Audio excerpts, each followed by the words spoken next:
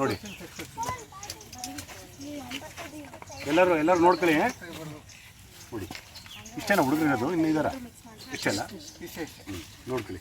ನೋಡ್ತಾ ಇರಿ ಕ್ಲೀನಾಗಿ. ಫಸ್ಟು ಇದನ್ನು ಕಟ್ ಮಾಡಬೇಕು. ಸ್ವಲ್ಪ ದೂರ ಕೂತ್ಕೊಳ್ಳಿ.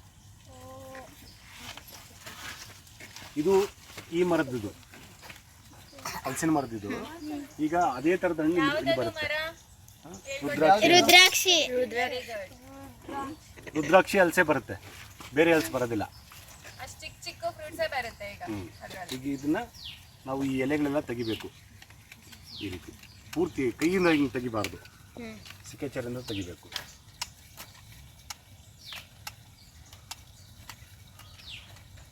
ಮತ್ತೆ ನೀವು ಎಲೆಗಳನ್ನ ಕೀಳಬಾರ್ದು. ನೀವೇನು ಮಾಡ್ಬಿಡ್ತೀರಿ, ಕೆಲವೊಂದ್ಸಲಿ ಹಿಂಗೆ ಹಿಡ್ಕೊಂಡ್ಬಿಟ್ಟು ಹಿಂಗೆ ಕಿತ್ತಾಕ್ಬಿಡ್ತೀರಾ. ಹಂಗೆ ಮಾಡಬಾರ್ದು, ಕೈಯಿಂದ ಸಿಕೇಚರಿಂದನೇ ಮಾಡಬೇಕು. ಯಾಕೆ ಅಂತಂದರೆ ಇಲ್ಲಿ ಫುಡ್ ಇರುತ್ತೆ, ಇದಕ್ಕೆ ಬೇಕಾಗಿರ್ತಕ್ಕಂಥ ಫುಡ್ ಇರುತ್ತೆ. ಸೊ ನಾವು ಹಿಂಗೆ ತೆಗೆದಾಗ ಅದು ಫುಡ್ ಸಿಗೋದಿಲ್ಲ, ಸತ್ತೋಗುತ್ತೆ ಅದು. ಹಾಗಾಗಿ ಸ್ವಲ್ಪ ಬಿಟ್ಟು ತೆಗೆದಾಗ ಅದರಲ್ಲಿರ್ತಕ್ಕಂಥ ಊಟ ಸಪ್ಲೈ ಆಗುತ್ತೆ. ಒಂದು ವಾರ ಆಗುತ್ತೆ, ಆಮೇಲೆ ಇಲ್ಲಿಂದ ಇಲ್ಲಿಗೆ ಸಪ್ಲೈ ಆಗುತ್ತೆ. 1 ಇಂಚು ನಾವು ಈ ರೀತಿ ಮಧ್ಯೆ ತೆಗಿಬೇಕು. ನೋಡ್ಕೊಳ್ಳಿ, ಈ ರೀತಿ ಸ್ಪ್ಲಿಟ್ ಮಾಡಬೇಕು. ಕ್ರ್ಯಾಕ್ ಬರಬಾರ್ದು, ಅದು ಒಂದೇ ಸರಿ ಹೋಗ್ಬೇಕು. ಸುಮ್ಮನೆ ಹಿಂಗೆ ಮಾಡಬಾರ್ದು. ಅಷ್ಟೇ ಸೈಜು ನಾವು ಇಲ್ಲಿ ತೆಗಿಬೇಕು. ಇದು ಅಷ್ಟೇ, ಹಿಂಗೆ 2-3 ಸರಿ ಹಿಂಗೆ ಮಾಡಬಾರ್ದು. ನೋಡಿ, ವಿಕೆಟ್ ಬಂದಂಗೆ ಬರಬೇಕು. ಆ ಕಡೆ ಈ ಕಡೆ ಎರಡೂ ಕಡೆ ಚರ್ಮ ಇರಬೇಕು. ಆಮೇಲೆ ವಿಕೆಟ್ ಬಂದಂಗೆ ಬರಬೇಕು. ಈಗ ಇಲ್ಲಿ ಒಂದು ಸೈಡ್ ತೆಗೆದ್ರೆ ಏನಾಗುತ್ತೆ, 2 ಸೈಡ್ ತೆಗೆದ್ರೆ ಏನಾಗುತ್ತೆ? ಈಗ ಇದೆಯಲ್ಲ, ಒಂದೇ ಸೈಡ್ ತೆಗೆದು ಆಗ್ಬೋದಾ, 2 ಸೈಡ್ ತೆಗಿಬೇಕಾ? 2 ಸೈಡ್. ಯಾಕೆ?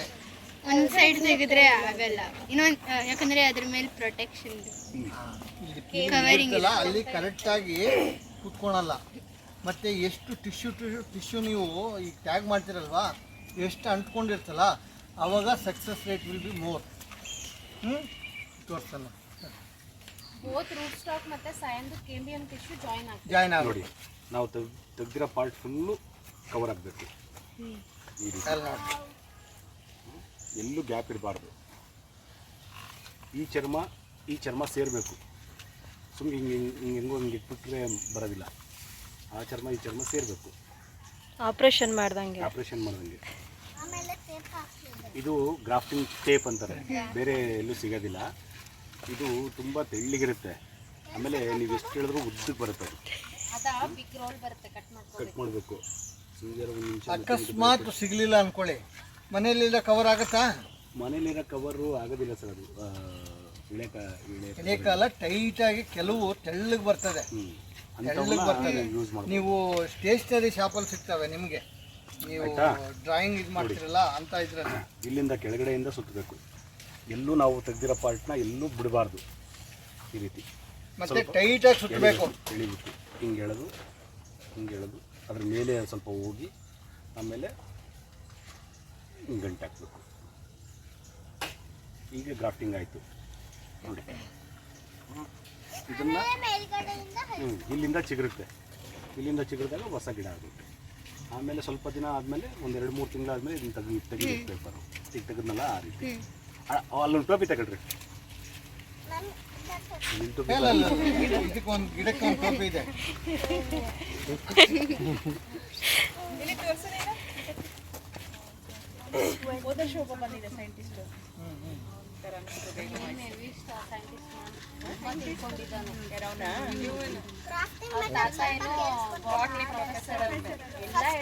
ಮಧ್ಯೆ ಮಾತಾಡ್ತಾರೆ, ಎಲ್ಲಿ ಕೇಳಿಸ್ಕೊಂತೀಯ? ಎಲ್ಲ ಮುಗಿದ್ಮೇಲೆ ನೀನು ಡೌಟ್ಸ್ ಕೇಳಬೇಕು. ತಗೊಂಡು ಅದನ್ನ ಸ್ಟೆಮ್ ಕಟ್ ಮಾಡಿ ಇನ್ನೊಂದು ಯಾವ್ದ್ರಲ್ಲಿ ಬೆಳೆಯುತ್ತೆ ಅದನ್ನ ಎಲೆ ಕಟ್ ಮಾಡಿ ಅದನ್ನ ಸ್ಪ್ಲಿಟ್ ಮಾಡಿ ಜಾಯಿನ್ ಮಾಡಿ ಟೇಪ್ ಹಾಕ್ಬೇಕು. ಅಷ್ಟೇ. ಮತ್ತೆ ಎಲ್ಲ ಕೇಳಿಸ್ಕೊಂಡಿಲ್ಲ, ಇನ್ನೇನು ಕೇಳಿಸ್ಕೊಂಡಿಲ್ಲ? ಮಲ್ಟಿ ಮೈಂಡ್ ಇದ್ದಾನೆ. ಇನ್ನೇನು ಕೇಳಿಸ್ಕೊಂಡಿಲ್ಲ ಹೇಳು. ನಮ್ಮ ಕಾಲೇಜ್ಗೆ ಸೇರ್ಬೇಕು ನೀನು. ಇದಾದ್ಮೇಲೆ ಆದ್ಮೇಲೆ ಇದನ್ನ ಪೆಪ್ಸಿ ಕವರ್ ಅಂತೀವಿ. ಅಥವಾ ಈ ಊದ್ಕಡ್ಡಿಗೆ ಪಾಕೆಟ್ ಬರುತ್ತೆ ಗೊತ್ತಾ, ಅದ್ರೊಳಗಡೆ ಇರುತ್ತೆ ಈ ಥರದ್ದು. ಅವ್ರಿಗೆ ಐಸ್ ಕ್ರೀಮ್ ಬರ್ತಲ್ಲ, ಐಸ್ ಕ್ರೀಮ್ ಹಾಂ ಆ ಥರದ್ದು. ಅದನ್ನು ಇಲ್ಲಿ ಹಾಕಬೇಕು. ಅದನ್ನ ಟ್ರಾನ್ಸ್ಪರೆಂಟ್ ಅಲ್ಲಿ ಇರಬೇಕಾ? ಹೌದು,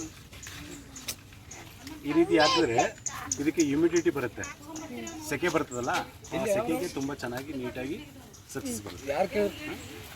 ದಿನ ಆದ್ಮೇಲೆ 40 ದಿನ ಆದಮೇಲೆ 40 ದಿನ 1.5 ಮಂತ್ 40 ದಿನ ಆದಮೇಲೆ ಇಲ್ಲಿ ಚಿಗುರು ಕಾಣುತ್ತೆ.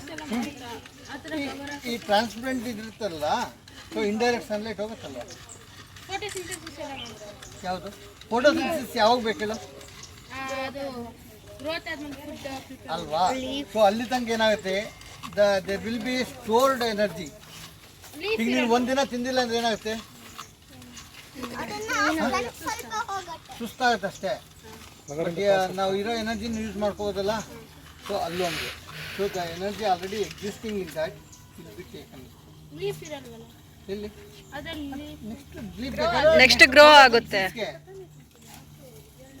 ಅಲ್ವಾ? ಆಮೇಲೆ ಬರ್ತಲ್ಲ, ಫ್ಲೋಟ್ ಆಗುತ್ತಲ್ವಾ? ಆಯ್ತಾ?